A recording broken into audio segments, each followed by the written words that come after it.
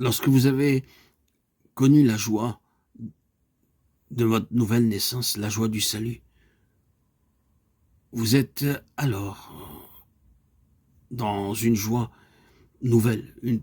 Vous prenez plaisir à tout faire. Même si ce n'est pas une expérience de troisième ciel, vous avez l'expérience d'un sommet de montagne.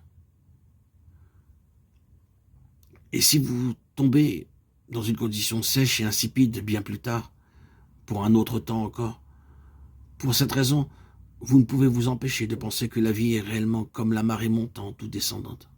Nous connaissons tous des hauts et des bas. Si quelqu'un devait s'informer aujourd'hui de votre état spirituel, vous répondriez très probablement que votre vie est sans doute remplie de hauts et de bas. Vous jugez être en haut quand vous lisez la Bible, que vous priez, témoignez avec joie et plaisir. Et vous estimez être en bas quand vous vous sentez insipide et sec à faire ces mêmes choses. C'est ce que vous appelez une vie de haut et de bas. Tous les croyants entrent dans ces situations de haut et de bas. Si nous pouvons trouver la cause, nous pouvons obtenir la guérison. En cherchant dans les expériences de beaucoup de personnes, les nouveaux, je crois, découvrir une loi de base. La joie diminue de beaucoup, à peu, pendant que la sécheresse s'accroît avec le temps et sa période se prolonge. Même si elle devient de plus en plus superficielle. La première sécheresse n'a peut-être duré que 3 ou 4 jours, la deuxième une semaine, la troisième 2 semaines et la quatrième aussi longtemps qu'un mois tout entier. En d'autres termes, la deuxième joie est plus courte et moins intense que la première, mais la deuxième sécheresse dure plus et plus concentrée que la première. Les périodes de sécheresse deviennent plus longues et l'intensité de la sécheresse augmente avec le temps. Tous les croyants ont ce genre d'expérience. En somme, les chrétiens rencontrent plus de sécheresse que de joie. Y a-t-il de nos jours un chrétien qui puisse dire que sa joie dépasse aujourd'hui celle du début de son salut? Que nous sommes troublés dans nos cœurs, nous croyants. Nous sentons que nous avons péché, nous sommes frustrés. Nous n'avons pas autant de joie qu'au début de notre salut. Quand d'abord nous avons été sauvés, nous nous sommes sentis comme voguant sur les nuages et bondissant sur les sommets des montagnes. Comme nous étions hardis à témoigner, même dans la rue. Nous pouvions lire 50-60 chapitres de la Bible par jour et le considérer encore insuffisant. Mais actuellement, notre sentiment est entièrement différent. Tout est fait sans enthousiasme et par contrainte.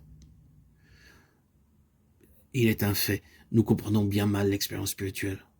Car presque sans exception, nous déduisons que ce sentiment joyeux représente la hauteur spirituelle. Mais en réalité, la sécheresse de cœur ne signifie pas nécessairement une marée basse spirituelle. L'intensité de la joie diminue et sa période est écourtée à mesure que le temps passe.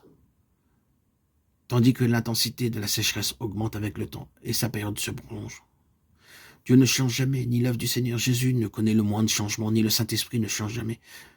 La vie éternelle que vous avez reçue est toujours là. Ce qui par la suite change ou est perdu, c'est le sentiment de joie que vous avez éprouvé au moment du salut. Tout simplement.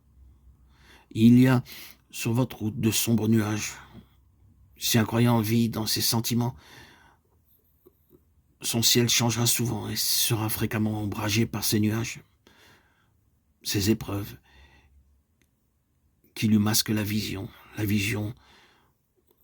du soleil, de la lumière que le Christ leur accorde. S'il vit seulement selon les sentiments, l'émotion, son ciel souffrira de tout changement. Nous devrions vivre au-dessus des sombres nuages du sentiment et dépasser tout cela. C'est un phénomène commun que connaissent tous les chrétiens, c'est haut et c'est bas. Il n'y a rien d'accidentel à ce sujet. Ces nuages sont là pour masquer la lumière de Dieu. C'est voulu, c'est la main de Dieu. Beaucoup de saints ont eu la même expérience. Ce n'est pas quelque chose d'accidentel. Cette main qui se trouve derrière ces nuages ordonne à ces nuages, cette main de Dieu ordonne à ces nuages de nous assombrir le soleil et nous masque la lumière. C'est Dieu qui fait diminuer l'intensité de notre joie et qui l'abrège avec le temps. C'est lui. qui fait augmenter l'intensité de notre sécheresse et qui l'allonge avec le temps. Les chrétiens anormaux, c'est-à-dire ceux qui ont péché et ont déserté, n'ont naturellement aucune joie. Les chrétiens supérieurs qui cherchent Dieu avec sincérité depuis le début même et qui se sont donnés sans réserve éprouvent une joie spéciale après chaque nouvel effort. Chaque fois qu'ils voient le travail de Dieu, ils entrent dans une joie spéciale. Les deux, la normale et le supérieur, sont l'exception. Ici, je parle seulement aux chrétiens en général.